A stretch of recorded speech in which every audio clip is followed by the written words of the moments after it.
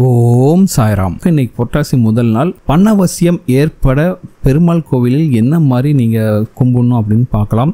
இன்றைக்கி முடியாதவங்க கண்டிப்பாக சனிக்கிழமை அன்னைக்கு நீங்கள் இப்போ சொல்லக்கூடிய இந்த பரிகாரத்தை அந்த கோயிலில் போயிட்டு செய்யும்போது உங்கள் வீட்டிலிருந்து பார்த்திங்கன்னா செல்வ கடாட்சம் பெறுங்க. ஏன்னா இந்த காலகட்டத்தில் நம்ம எல்லாருமே பார்த்திங்கன்னா பணத்தை சம்பாதிப்பதற்காக ஒவ்வொரு விதமான கஷ்டத்தை அனுபவித்து கொண்டிருக்கோம். சரிங்களா? இவ்வளவு கஷ்டப்பட்டு பணத்தை சம்பாதிச்சாலும் அந்த பணம் நம்மக்கிட்ட இருக்கிறதுல பல தடைகள் இருக்குது.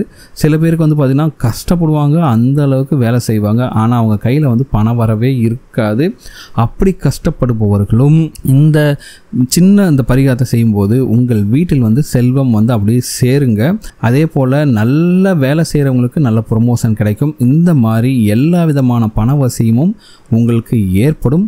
அப்படி நீங்கள் பெருமாள் கோயிலில் போயிட்டு புரட்டாசி முதல் நாள் என்ன செய்யணும் அப்படின்னு பார்க்க போகிறோம். அப்படி முடியாதவர்கள் கண்டிப்பாக சனிக்கிழமை அன்றைக்கு இந்த பரிகாரங்களை செய்யலாம்.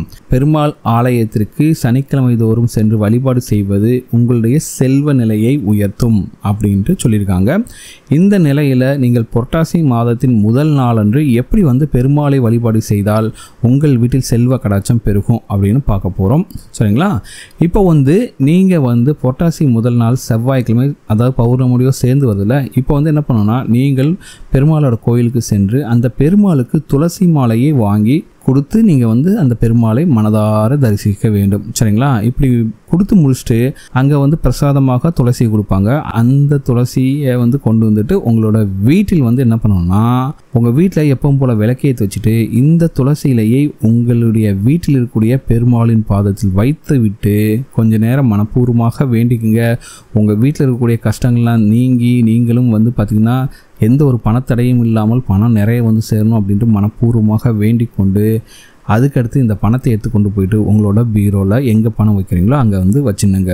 சரிங்களா? இப்படி செய்வதன் மூலமாக உங்கள் வீட்டில் இருக்கக்கூடிய பணத்தில் இருக்கக்கூடிய தோஷங்கள் நீங்கும், பணத்தடை விலகும்.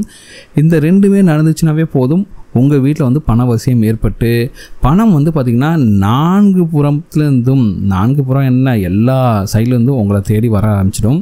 நியாயமான முறையில் கஷ்டப்பட்டு உழைப்பவர்களுக்கு அந்த உழைப்புக்கான பணம் கண்டிப்பாக வரும். மேலும் பண வரவு பல சைட்லேருந்து வருவதற்கான வாய்ப்புகள் உங்களுக்கு கண்கூடாக தெரியுங்க.